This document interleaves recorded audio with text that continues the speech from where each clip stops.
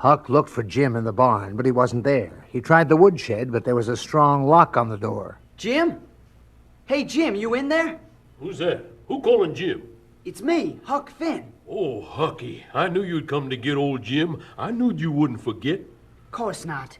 Now you just rest easy while I go find something to break this lock. Huck saw a large rock near the woodpile, and as he bent down to pick it up, he saw a small figure nearing the farmhouse. He hid until he was sure who it was. Hey, Tom. Tom Sawyer, over here. Who's that? You ain't never gonna find out standing over there. What?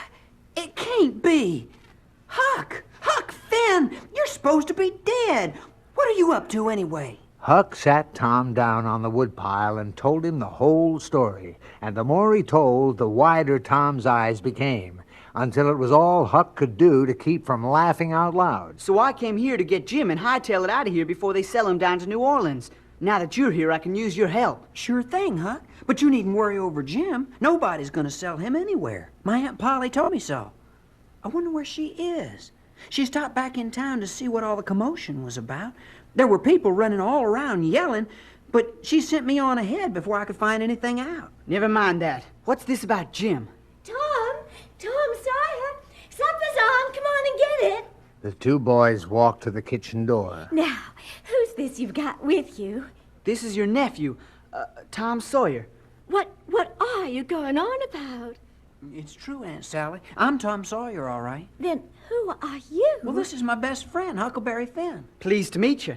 You both better come inside and explain this whole business.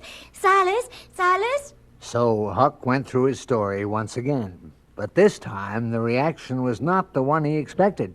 Get me my belt. This'll be the last time that boy tries to put anything over on Silas Phelps. Aunt Polly! Silas, you're looking well. Sally, why, what a nice apron that is, dear. Tom, go wash your face. Huckleberry Finn. Oh, my, what is going on here? You tell her, Tom. My tongue feels like it's gonna dry up and blow away. By this time, Tom could tell the story almost as well as Huck. When he finished... Huckleberry, you poor boy. You've been through so much. I don't care what anybody says. I say that boy still deserves a whipping. Hold on, Silas. You can't whip a boy for trying to help a free man. What? Well, that's right, Silas. That slave Jim was owned by an old spinster woman named Miss Watson. Well, she died a few days ago, and in her will, she set Jim free. Well, I don't know. Silas? All right. I'm sure glad that's all settled. Oh, Aunt Polly, what was all that fuss about in town anyway? Oh, that? Well, I got there too late to see anything myself, you understand. But I got it on very good authority that a couple of hooligans tried to put some kind of awful show on. A royal something or other. Anyway, the sheriff from Parkville was in town, and he had a talk with the sheriff from Pikesville, and before long those two snakes were covered with tar and feathers and riding a rail out of town. Good riddance. But I got to see Jim. He'll bust when he hears this news. Yes, Huckleberry, you do that. You'll find the key to the woodshed hanging up over the sink in the kitchen. Well, Huck moved like greased lightning and had Jim out and brought up to date in no time. There were tears in Jim's eyes as Huck said, Jim, now that you're a free man, how do you feel? Lordy, Huck, everything's moving so fast I don't rightly know how I feel. I know what I'm going to do, though. I'm heading back up north to look for my family.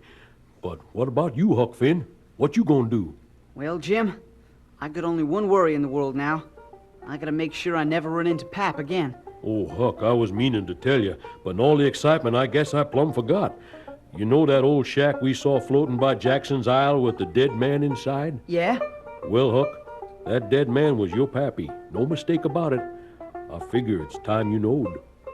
Pap's gone. Jim, I guess I can do anything I care to now. I've been thinking it over, and I believe I'm gonna head out west to Indian Territory. There's a lot of land out there, and I hear people take a man for what he is, not how he's dressed or how he parts his hair. That sure sounds like the kind of place for me. There ain't nothing left for me to do here, Jim, so I'm leaving. You've been a good friend to me, Jim.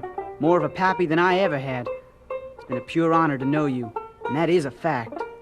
You be sure to tell Tom and all in there so long for me. Tell him I'm going now, but someday I'll be back, You tell them to keep an eye out for me, because one day they'll turn around and they'll be Huck Finn, big as day. Goodbye, Jim. Bye, Huck. Y'all take care.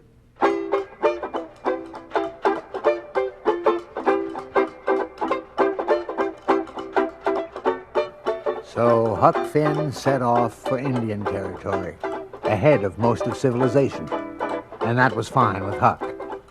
He never took too kindly to civilizing anyway. I'd like to tell you all what happened next, but, well, that is another story.